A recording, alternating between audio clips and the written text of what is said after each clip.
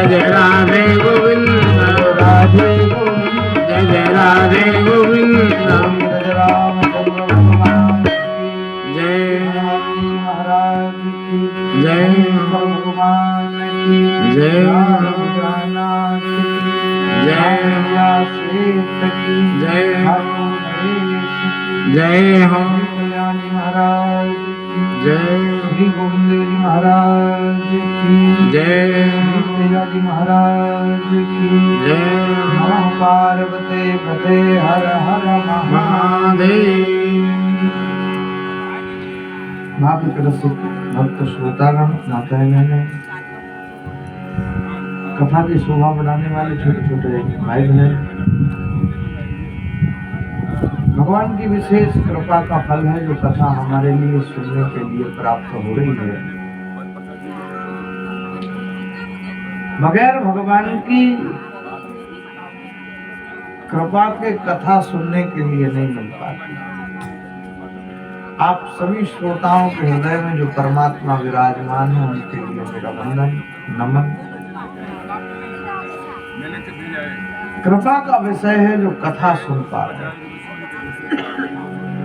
कल के सत्संग में श्रवण किया, भगवान का प्राकट्य हुआ। उतना बड़ा भगवान का स्वरूप, शंख चक्र गदा पद्म लिए हुए भगवान खड़े।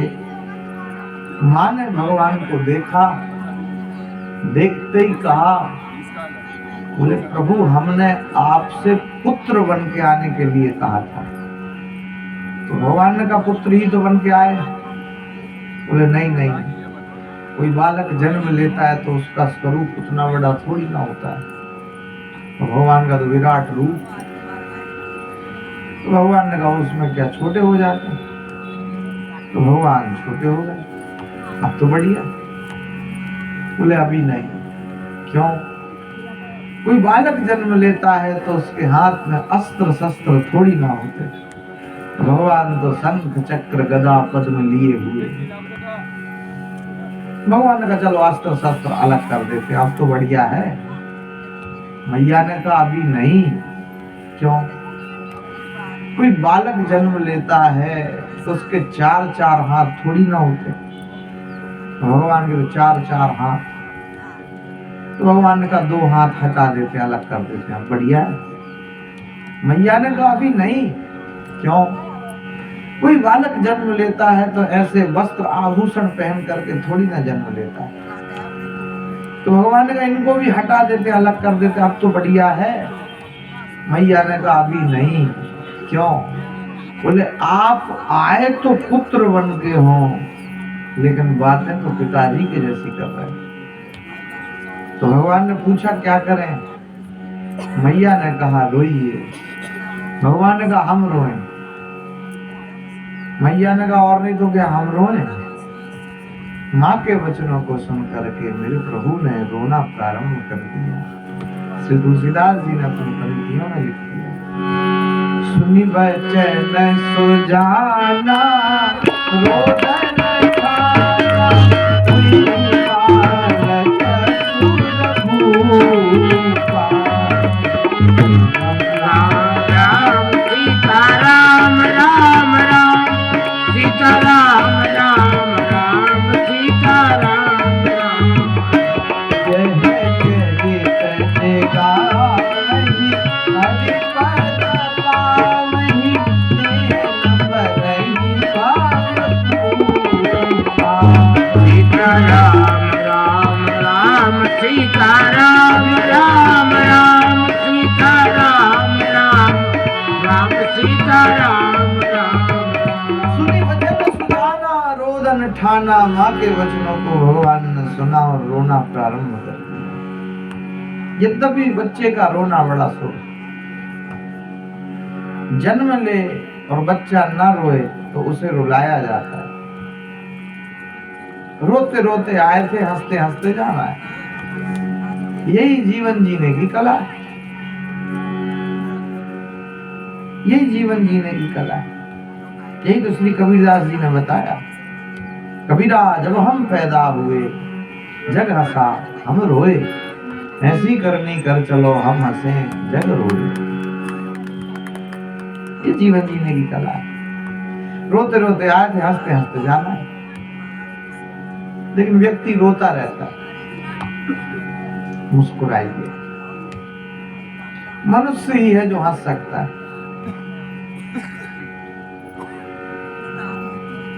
भगवान ने रोना प्रारंभ किया। रानियों ने सुना तो समक्ष आ गई। एक जगह लिखा कि सभी माताएं एक साथ मां बनी, जन्मे एक संग सब भाई। एक साथ ही सब भाइयों का जन्म हुआ। और फिर एक जगह ये लिखा कि संभ्रम चली आई सब रानी, सुनी शिशु रुदन परम प्रिय मानी। तो अब क्या सही माने? देखिए, रामचरितमानस में केवल 3 ही रानियों का उल्लेख है, लेकिन और दूसरी जो रामायण है, किसी में 365, किसी में 700, वाल्मीकि आदि रामायण जो है तो उनमें ज्यादा का वर्णन। इसमें खाली 3 रानियों का ही वर्णन किया गया। राम जी की एक बहन भी थी जिनका नाम था शांता कुमारी, तो उनका भी वर्णन रामचरितमानस में नहीं मिलता। और शांता कुमारी का विवाह हुआ था श्रृंगी ऋषि के साथ, तो वो वर्णन भी नहीं मिलता। लेकिन कथा मर्यादा में लिखी गई, इस वजह से 3 ही रानियों का उल्लेख श्री तुलसीदास जी ने अपने ग्रंथ में किया। बाकी समझाया तो और भी रानियां थीं। संभ्रम चली आई सब रानी, समस्त रानियां नजदीक चली आई। दिन के ठीक 12 बजे प्रभु का प्रागट्य हुआ। कौन सी तिथि? श्री तुलसीदास जी ने लिखा, नौमी तिथि मधुमास पुनीता।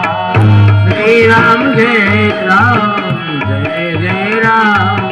शुक्ल पक्ष अभिजित हरि प्रीता। श्री राम जय राम जय जय राम। शुक्ल पक्ष अभिजित हरि प्रीता। श्री राम जय राम जय जय राम।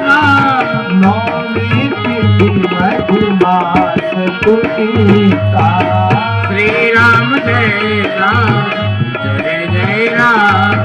नौवीं तिथि, 9 की तिथि को भगवान ने चुना। कुछ गणतज्ञों का मानना है कि 9 से बड़ा कोई अंक नहीं, तो 9 के बाद फिर 0 आ गया। सबसे बड़ा अंक 9। अच्छा, 9 अंक है जो है वो पूर्ण अंक है। जैसे 9 एकम 9, 9 दूनी 18, तो 8 और 1 9, 9 3 27, तो 7 और 2 9, 9 चौको 36, तो 6 और 3 9। तो 9 का पहाड़ा टेबल आप जितने बार पढ़ो और टोटल करो तो 9 आएगा। 9। श्री राम जी का जन्म 9वीं तिथि को हुआ। अच्छा, आपने हिंदू धर्म में 108 को बड़ा महत्व देते, तो 0 का क्या महत्व? 8 और 1 9, तो 1008 का महत्व है, तो वो भी 8 और 1 9। तो 9 का जो अंक है पूर्ण है, और पूर्ण ब्रह्म का अवतार हो रहा है। जोग लगन ग्रहवार तिथि सकल भय अनुकूल। जब भगवत कृपा करते हैं तो सब कुछ अनुकूल हो जाता है। तो नवक ग्रह के ऊपर भी एक ग्रह, उसी का नाम भगवान का अनुग्रह। तो अनुग्रह कर देते, कोई चिंता की बात ही नहीं, सब कुछ बढ़िया हो जाता है। जोग लगन ग्रहवार तिथि सकल भय अनुकूल। सब प्रतिकूल था, अब अनुकूल हो गया, अनुकूल हो गया। ऐसा लगा कि जा पर कृपा राम की होई, और ता पर कृपा करें सब कोई। इस पर राम प्रसन्न हो गए, इस पर जगत प्रसन्न हो गया। जगदीश को रिझाने की सोचो, जगत को खुश करने की नहीं सोचो। जगत को आज तक कोई खुश कर ही नहीं पाया। जिसने जगदीश को प्रसन्न कर लिया उसका ही जीवन धन्य हो गया। परमात्मा को प्रसन्न करने की सोचो। तो नौमी तिथि जोग लगन ग्रहवार तिथि सकल भय अनुकूल चर हरु अचर हर्ष जुट। श्री ब्रह्मा जी ने घोषणा की भगवान अवतार लेने वाले हो। कोई बंदर का रूप बना करके बैठ गया, कोई भालू का रूप बना करके, कोई देवता, ये सब देवी देवता हैं, ये साधारण नहीं है। कोई वृक्ष बन गया, कोई पत्थर बन गया, कोई बंदर बन गया, कोई भालू बन गया। जामवंत जो है वो श्री ब्रह्मा जी का अवतार, जामवंत ब्रह्मा जी के अवतार। बंदर के रूप में श्री हनुमान जी जो हैं शंकर भगवान का अवतार। भगवान ने कहा आप अवतार लेंगे तो अकेले, भगवान ने कहा अकेले ही जाना पड़ेगा, इसमें दो का कालम ही नहीं है। बोले हम भी चलेंगे। तो कुछ ग्रंथों में वर्णन मिलता, बोले हनुमान जी की जो पूंछ है वही श्री पार्वती जी हैं, वही श्री पार्वती जी। और पूंछ की तो ऐसी महिमा है कि अब आगे टाइम भी नहीं मिल पाता। अच्छा, हनुमान जी ने लंका जलाई तो सीता माता के सामने जाके खड़े हो गए हाथ जोड़ के। तो सीता माता ने कहा कि लंका जला के जली ही नहीं, हनुमान विचित्र है पूंछ तुम्हारी। तुमने लंका जला दी लेकिन तुम्हारी पूंछ ही नहीं जली। कौन सा जादू या पूंछ में है? हंसी पूछत है मिथिलेश दुलारी। तो आखिर ऐसा कौन सा जादू है तुम्हारी पूंछ में कि जो पूंछ तुम्हारी जली नहीं और लंका पूरी जल गई? तो श्री हनुमान जी ने कहा कि सुनो, आगे ही में रघुनंदन है, मतलब आगे तो हमारे श्री राम जी हैं, हृदय में सीना चीर के दिखाया ना, हृदय में रघुनाथ जी। तो आगे ही में रघुनंदन है, पीछे है पूंछ, रहस्य है भारी। पूंछ का भी बहुत रहस्य है। अच्छा एक बात सुनो, हम वानर को भला पूछत कौन, श्री राम के पीछे है पूंछ हमारी। हम तो वानर ठहरे, हमें कौन पूछे? हमारी पूंछ तो राम जी के पीछे है और राम जी के पीछे ही पूंछ होती है। हमें कौन पूछे बताओ? राम कथा करते हैं इस वजह से लोग पूछते, काय को पूछे, क्या लेना देना है? पूंछ तो भगवान के पीछे ही है सबकी। पंडितों को कौन पूछे? राम जी के पीछे ही तो पूछते। तो पूंछ का बड़ा रहस्य है। व्यक्ति की अपनी पूंछ नहीं, भगवान के द्वारा भगवान के भक्तों की पूंछ होती। पूंछ के भी दो अर्थ होते, एक पूंछ, दो अर्थ। तो श्री राम जी का अवतार हुआ, घर घर में बधाइयां बजने लगी, ग्रह ग्रह बाज बधाओ पुर प्रगटे सुख माखन। अच्छा देखो, दशरथ जी की कितनी उम्र हो गई, यानी कोई डॉक्टर के पास जाते तो मना कर देते, नहीं आप पिता बनोगे, उम्र हो गई तुम्हारी, अब नहीं है। ऐसे ही आप कृष्ण अवतार में देखो, नंद बाबा की कितनी उम्र हो गई, तो तब कहीं जाकर के भगवान कृष्ण का प्रागट्य हुआ। सब्र का फल मीठा होता है। लोगों ने इतना मीठा होता है? कृष्ण कथा मीठी है और राम कथा थोड़ी नमकीन है। ये तो जब संसार की शक्ति समाप्त हो जाती है तब भगवत कृपा प्रारंभ होती है। ये राम कृपा, राम जी का प्रागट्य हुआ, घर घर में बधाइयां बजने लगी। दशरथ जी को जैसे ही पता चला, तुलसीदास जी ने लिखा, दशरथ पुत्र जन्म सुनि काना, श्री राम जय राम जय जय राम,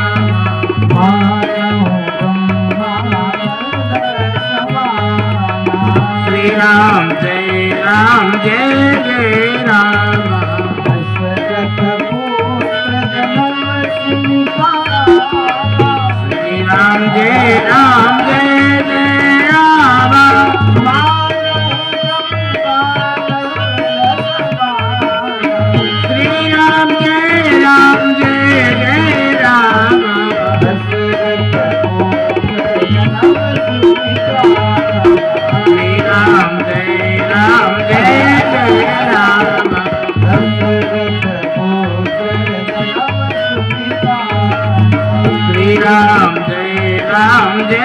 जय राम। श्री दशरथ जी ने परम आनंद को प्राप्त कर लिया। आनंद कौन है? बोले श्री राम ही आनंद, भगवान ही आनंद। श्रीमद् भागवत कथा के प्रथम श्लोक में कहा कि सच्चिदानंद रूपाय, भगवान का जो स्वरूप है सत्य है, चित्त है और आनंद। सत्य को चित्त में रखो तो आनंद की प्राप्ति हो जाएगी। बिल्कुल सरल है। सच्चिदानंद रूपाय, आनंद भगवान का रूप है। आनंद, अच्छा सुख का उल्टा दुख होता है, आनंद का कुछ उल्टा नहीं होता। एक सज्जन ने कहा नहीं आनंद का भी उल्टा होता है। मैंने कहा क्या बोले? आनंद का उल्टा होता है निरानंद। हमने कहा कि हमने तो आज तक सुना नहीं, परमानंद सुना है, ब्रह्मानंद सुना है। आनंद तो आनंद है, सुख घटता है बढ़ता है। सुख तो सुख है, क्षणिक है, लेकिन आनंद ना घटता है ना बढ़ता है। आनंद तो आनंद, सुख सुख, सुख घटता भी है बढ़ता भी। लड्डू पसंद हो तुम 10 रख दो, नहीं आप नहीं ले पाएंगे 10 और रखो। अरे भैया आप नहीं ले पाएंगे तुम 10 और रख दो। अरे भैया मान जाओ नहीं ले पाएंगे तुम 10 और रख दो। दौड़ लगा देगा, बाबू लड्डू आया। ज्यादा सुख ही दुख में बदल जाता है, ज्यादा सुख, और ज्यादा दुख ही सुख का रूप ले लेता है। आप भी समझिए,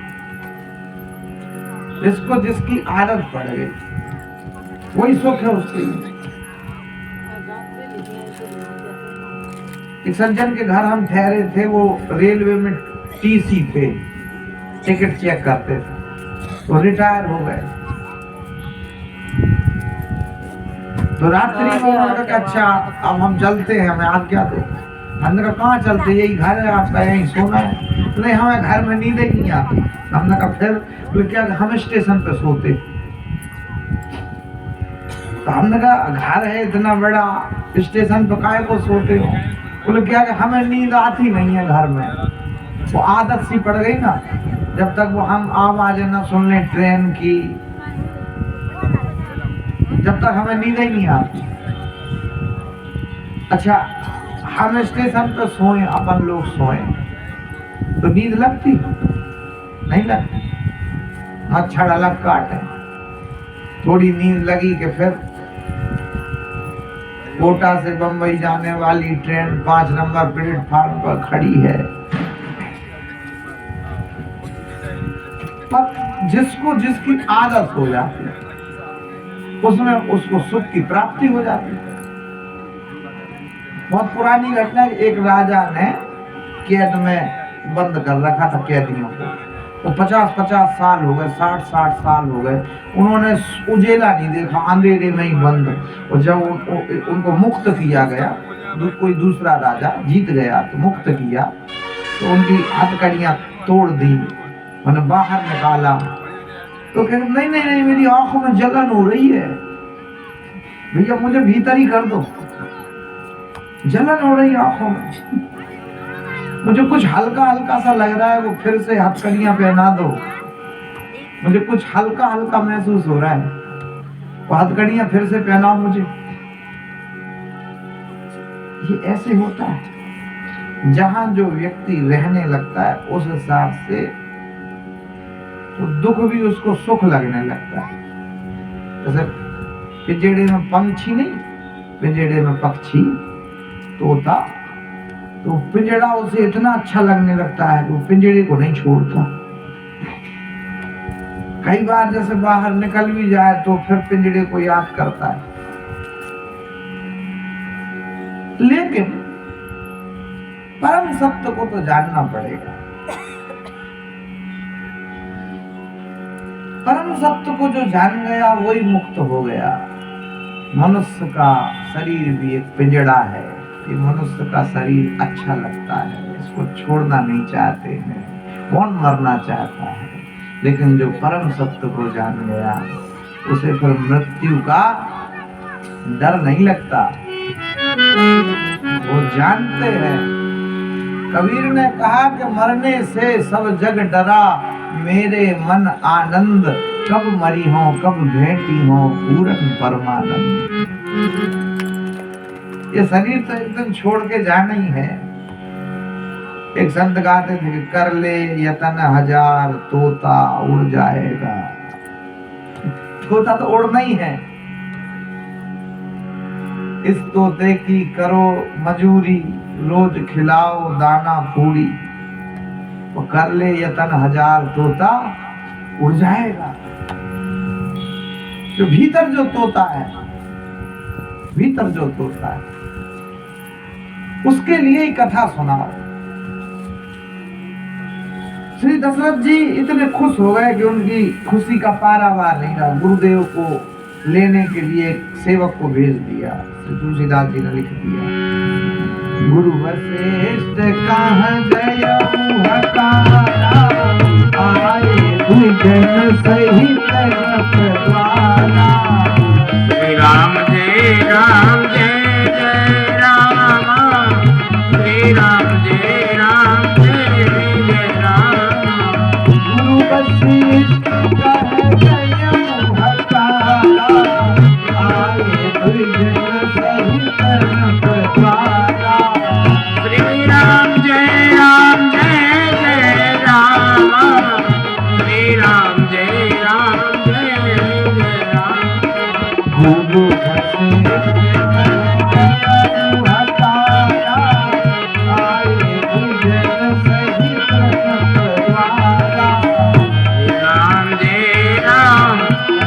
जय राम, श्री राम जय जय राम। गुरु वशिष्ठ कहाँ गया वो हकारा। महत्वपूर्ण बात समझिए, जब जरूरत थी तो गुरुदेव के पास स्वयं गए। मतलब जब पुत्र नहीं हुआ तो ऐसा लिखा है, गुरु ग्रह गया तुरत महिपाला, और चरण लागी करी विनय विशाला, कि पुत्र नहीं है, पुत्र हो जाए। तो पुत्र जब हो गया, अब भी किसको जाना था? अब भी दशरथ जी को ही जाना था कि नहीं? लेकिन अब दशरथ जी नहीं गए। अब निमंत्रण पत्रिका लेकर के एक दास को भेज दिया, जो निमंत्रण बांटते हैं सैन, उनको भेज दिया कि जाओ निमंत्रण दे आओ। चाहते तो गुरुजी भी कह देते, अच्छा जरूरत थी तो खुद आए, अब हमें निमंत्रण सेवक के हाथ से भेज रहे, नहीं आते जाओ। लेकिन नहीं, सेवक के हाथ से भी निमंत्रण भेज रहे हो तब भी आ जाएंगे। यह है बड़कपन। अपना बड़कपन बताइए, कौन कैसे व्यवहार करता है उसको छोड़िए, अपना बड़कपन बताइए। श्री दशरथ जी के राज द्वार पर आ गए, ब्राह्मणों को साथ में लेकर के आए, द्विजन सहित नृप द्वारा। गुरु का लघु के प्रति आकर्षण ही गुरुत्व आकर्षण है। शिष्य वो जो सीखता रहे, क्षमा बड़न को चाहिए छोटन को उत्पाद।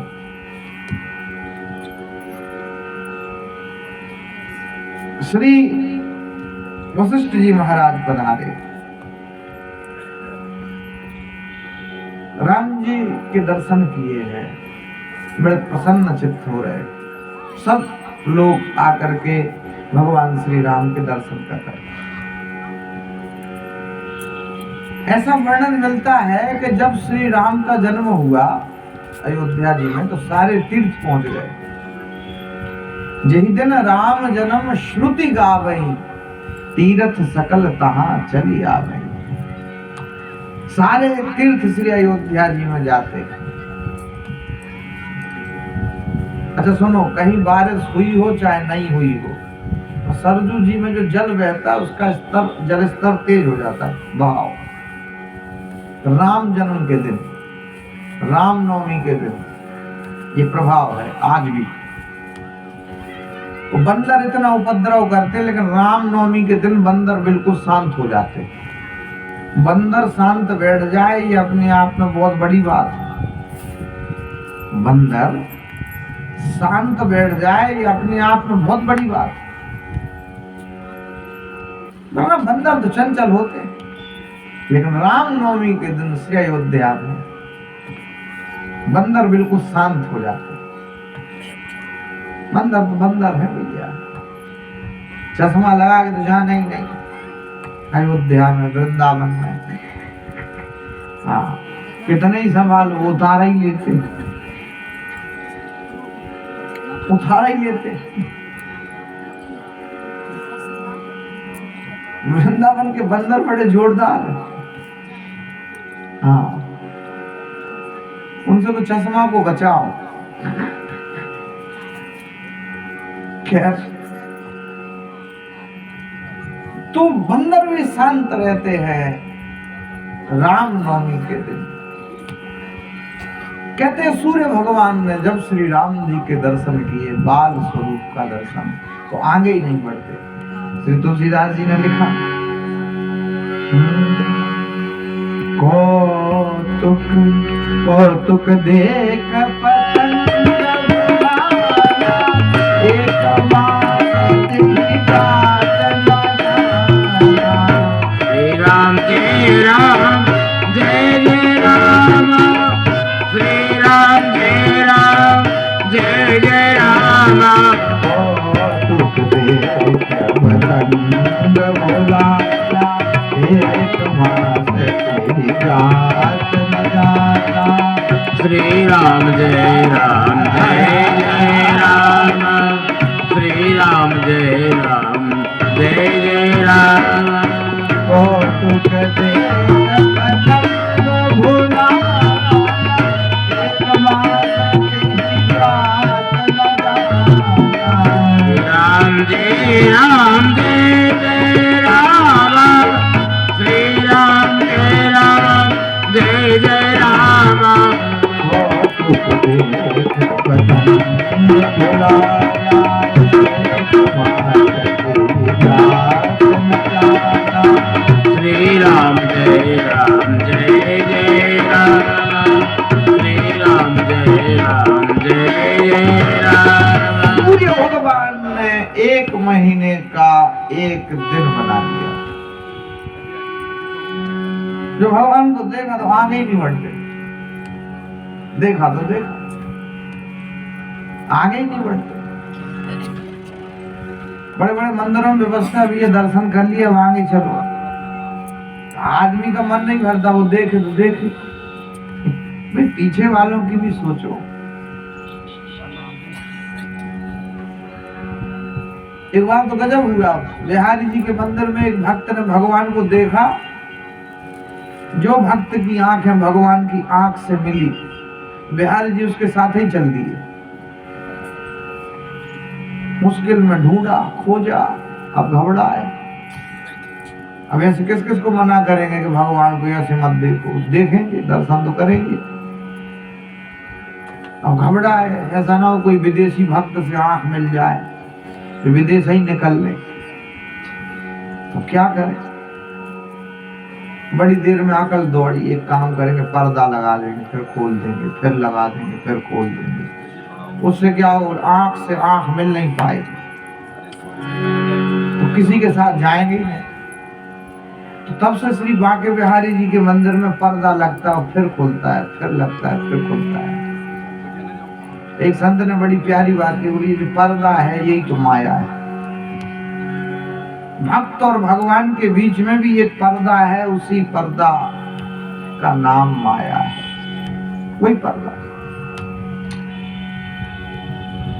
अच्छा, हम छोटे थे तो टाकीज वगैरह में कभी जाते तो हम ये सोचते थे कि ये सब हीरो हीरोइन विलेन कॉमेडियन ये सब इसके अंदर घुसे हैं। तो थोड़े बड़े हुए, फिर बाद में पता चला कि अरे है कुछ नहीं, पर्दा ही है, खाली कुछ नहीं, पर्दा ही है। ऐसे बाद में पता चलता है संसार के सत्य को कि है कुछ नहीं, ये तो माया का पर्दा है संसार। जिस संसार को हमने सत्य समझ लिया ये संसार सत्य है ही नहीं। लेकिन वो एक उम्र का भी फर्क पड़ता है, नहीं? छोटे बच्चे खिलौने वो सब कुछ मान लेते, तो उसके खिलौने छीन लो तो फिर देखो रो रो के समस्या खड़ी कर दे। अब वो खिलौने उसको सब कुछ। लेकिन जैसे जैसे बच्चे बड़े होते हैं तो उन्हें ज्ञान होता है कि अरे ये तो खिलौने हैं, इनको कुछ नहीं। बच्चे बड़े हुए, पुराने खिलौने रखे थे, माने कागे इसको दे दे खेलने को, ना दे दो। अब रस खत्म हो गया उसमें। एक समय वो भी था कि अगर खिलौने छू लेते तो समस्या हो जाती। ये समय है अब खिलौने में कोई इंटरेस्ट नहीं बचा। बुढ़ापे तक ऐसा समय आ जाता है कि संसार के खेल में इंटरेस्ट खत्म हो जाता है। संसार खेल है और खिलौनों से हम खेल रहे हैं। कभी नई गाड़ी ले आए, ये भी खिलौना है। कभी नया मकान बना लिया, ये भी खिलौना है। कभी नई फैक्ट्री खोल ली, ये भी खिलौना है। कभी कोई ट्रक खरीद लिया, ये भी खिलौना है। हेलीकॉप्टर ले लिया, ये भी खिलौना है। और बुढ़ापे तक पता चलता कि इनका कुछ महत्व है नहीं। लेकिन एक उम्र होनी चाहिए। छोटा बालक है तो उसके लिए खिलौने ही सब कुछ। उम्र बढ़ती जाएगी, परम सत्य का बोध होता चला जाएगा। धीरे धीरे उम्र बढ़ेगी, परम सत्य को जानोगे। मन तो बहल गया, अब परम सत्य को जानो क्या करना है। सूर्य भगवान ने जो श्री राम जी को देखा तो देखा, आगे बढ़ते नहीं। कहते कृष्ण की ऐसी बांसुरी बजती थी कि जो नदी बहती थी ना यमुना, वो रुक जाती थी। क्यों? जरा कृष्ण की बांसुरी सुन ले। जो पर्वत दूर होते थे वो पर्वत चल करके नजदीक आ जाते थे। क्यों आ जाते थे? कृष्ण की बांसुरी तो सुन ले। ऐसी कृष्ण की बांसुरी बजती थी। हाँ, जब नगनर हरिबंसी बजावे छेड़े है सीतान सवरिया, जहां न काम चलता था तीर उन कमानों से, विजय नटवर की होती थी वहां मुरली की तानों। गजरा गिर गया जमुना तट पे, गजरा गिर गया जमुना तट पे। जमुना के किनारे हरिबंसी बजावे छेड़े ऐसी तान सवरिया, जमुना किनारे बंसी बजावे छेड़े ऐसी तान सवरिया। जमुना के किनारे हरिबंसी बजावे छेड़े ऐसी तान सवरिया। जमुना किनारे बंसी बजावे छेड़े ऐसी तान सवरिया। गजरा गिर गया जमुना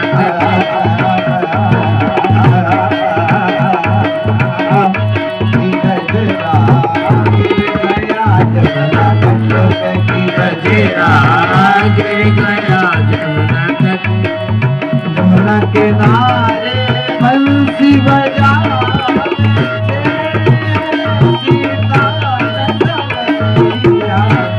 किनारे बंसी बजावे छेड़े सीतान सवरिया।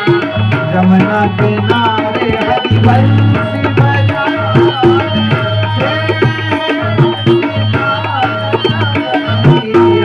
जमुना किनारे बंसी बजावे छेड़े सीतान सवरिया। जमुना किनारे हरिबंसी बजावे छेड़े तान सवरिया। जमुना किनारे बंसी बजावे छेड़े ऐसी तान सवरिया। गजरा गिर गया जमुना तट, गजरा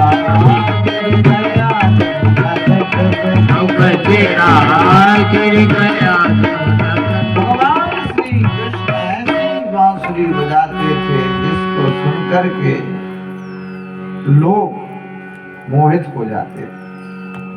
यमुना बहती वो कृष्ण की बांसुरी को सुन के रुक जाती, पर्वत दूर है वो नजदीक आ जाते कृष्ण की बांसुरी को सुन करके। ऐसी श्री कृष्ण की बांसुरी बजती।